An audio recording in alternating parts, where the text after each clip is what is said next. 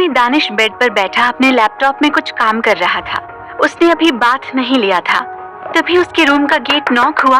दानिश की आंखें सर्द हो गईं और वो बिना उस तरफ देखे बोला, मेरी बीवी क्या कर रही है? नौकर सर झुकाते हुए रिस्पेक्ट से बोला, वो सर मैडम अथर्व सर के साथ कुछ बात कर रही हैं। ये सुनकर दानिश ने उसे कॉफी रखने का इशारा किया और उसे जाने को बोला।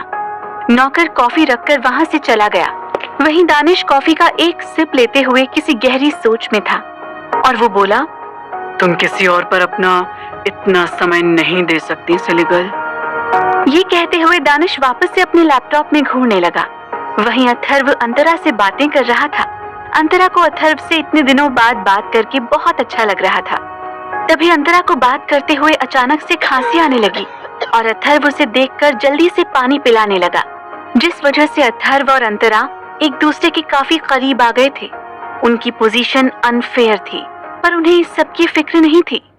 पर कोई था जो गुस्से से उस तरफ बढ़ रहा था और अगले ही पल किसी ने अथर्व को अंतरा से अलग खींचते हुए एक जोरदार पंच सीधे अथर्व के मुंह पर मारा। अथर्व वहीं सोफे पर जा गिरा। अंतरा घबराते हुए सामने देखने लगी तो वो अपने सामने दानिश को गुस्से में देखकर बेहद घबरा गई। वहीं दानिश अथर्व के कॉलर को पकड़ते हुए बोला, मना किया था ना उसके आस-पास भी जाने से, फिर क्यों तुम उसके इतने करीब गए? तुम्हें नहीं पता कि वो सिर्फ मेरी है? ये कहकर दानिश ने एक और पंच उसके मुंह पर मारा। वहीं अथर्व दानिश को खुद से दूर करते हुए अपने मुंह में आए खून को साफ करते हुए बोला, तुम बिल्कुल साइको हो क्या? तुम्हारे नजरिए में भाई बहन का कोई रिश्ता है भी या नहीं? दानिश गुस्से से बोला, सौतेले भाई हो तुम उसके। तुम्हारा उससे कोई खून का रिश्ता नहीं है और मैं तो सगे को भी उसके करीब ना जाने दूं, तो सौतेला तो बहुत दूर की बात है। तभी ये सारी आवाज सुनकर ध्रुव और ध्रुवी जो कमरे में थे तुरंत बाहर आ गए और ध्रुव दानिश को ऐसे देखकर तुरंत उसे पकड़ते हुए बोला, दानिश क्या कर रहे हो तुम? अथर्व को ऐसे क्यों मार रहे हो? तभी ध्रुवी अंतरा को देखते हुए डरते हुए बोली, किट्टू तुम ठीक हो? क्या हुआ तुम्हें? ये कहते हुए ध्रुवी तुरंत अंतरा के पास गई। वहीं अंतरा ये सब देखकर डर गई थी और वो अपना सर पकड़कर बैठी हुई थी। दानिश ने अपने गुस्से को काबू करते हुए एक नजर अथर्व को घूरा और फिर अंतरा को अपनी गोद में उठाकर वहां से सीधे रूम में उसे लेकर चला गया। वहीं अथर्व टिश्यू से अपने मुंह को साफ कर रहा था। वहीं ध्रुव अथर्व से माफी मांगते हुए बोला, अथर्व मैं दानिश की तरफ से तुमसे माफी मांगता हूँ। पता नहीं उसे क्या हो जाता है, जब अंतरा के ऊपर कोई भी बात आती है तो सच में वो पागल हो जाता है। और अभी जो कुछ भी हुआ उसे तुम इंसिडेंट समझकर भूल जाओ, कोई भी बात सीरियस मत लेना।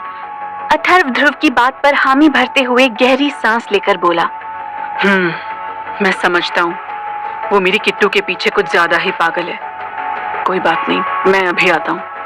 ये कहकर अथर्व उठकर अपने रूम में चला गया। उधर अंतरा के रूम में दानिश ने अंतरा को पानी पिलाया।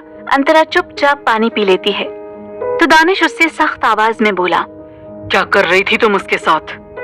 अंतरा दानिश को देखते हुए नम आंखों के साथ बोली, आपने क्यों मारा मेरे भाई को?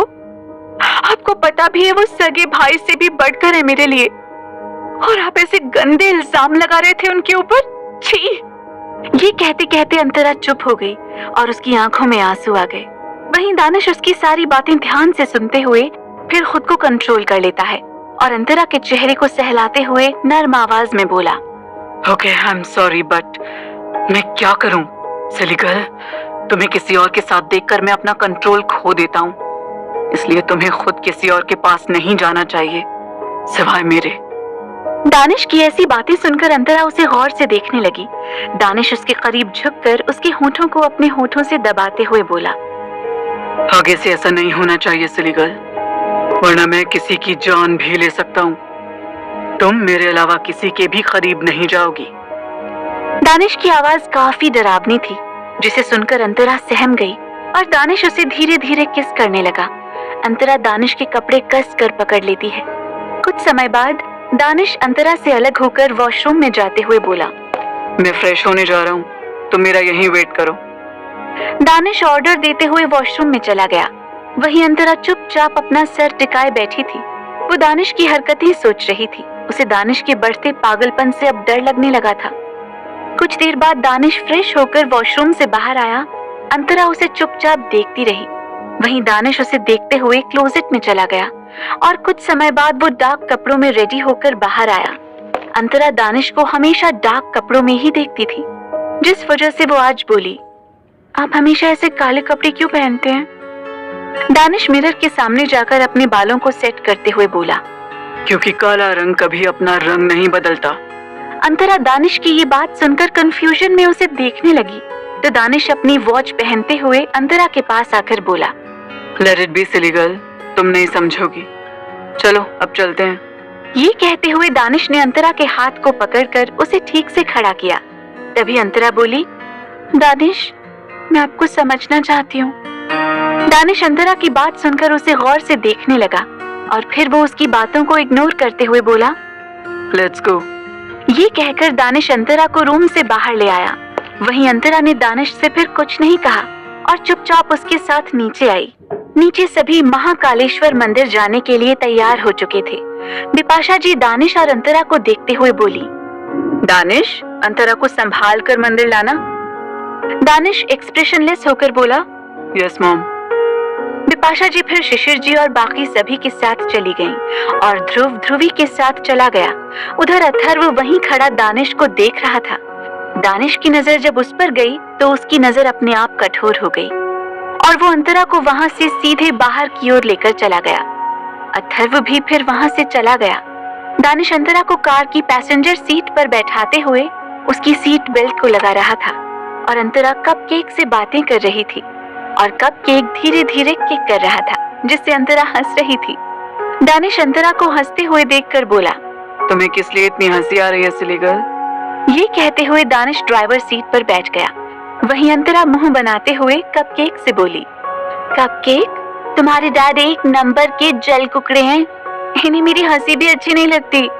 कार तेज रफ्तार से चलने लगी। अब तभी दानिश अंतरा की बात सुनकर बिना भाव के बोला, तुम्हारी हंसी की वजह सिर्फ मैं रहूं तो मुझे तुम्हारा हंसना भी पसंद है सिली गर्ल। ये सुनकर अंतरा चिढ़कर बोली, देखिए आप मेरे और मेरे कपकेक के बीच नहीं आएंगे।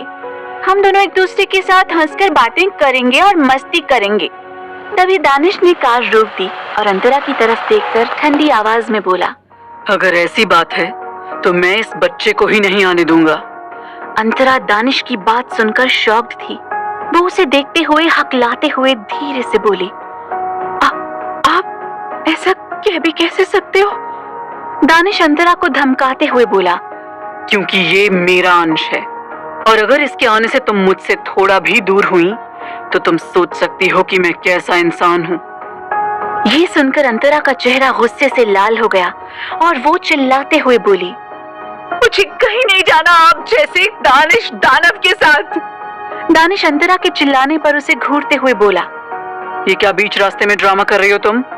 ये कहते हुए दानिश जैसे ही कार स्टार्ट करने को हुआ वैसे ही अंतरा ने कार की चाबी निकाल ली और खुद अपनी तरफ का गेट खोल लेती है और अपने पेट को पकड़ते हुए कार से गुस्से में बाहर निकल गई। वहीं दानिश उसे बुरी तरह से घूरते हुए बोला, तुम बहुत डेयरिंग हो गई हो सिली गर्ल। ये कहते हुए दानिश भी अपनी कार से बाहर निकलकर अंतरा के पीछे पीछे जाने लगा। वहीं अंतरा गुस्से से बड़बड़ाए जा रही थी और रोड पर चलते हुए बोली, समझते क्या है खुद को? एक नंबर के शैतान है, इन्हें कोई प्यार नहीं है कपकेक से। इनके साथ तो मैं कहीं जाऊंगी ही नहीं। भला खुद के ही बच्चे से कौन इतना जलन रखता है? पीछे से दानिश अंतरा को आवाज लगाते हुए बोला, सिली गर्ल स्टॉप, मैंने कहा रुको, ऐसे तुम नहीं जा सकती कहीं।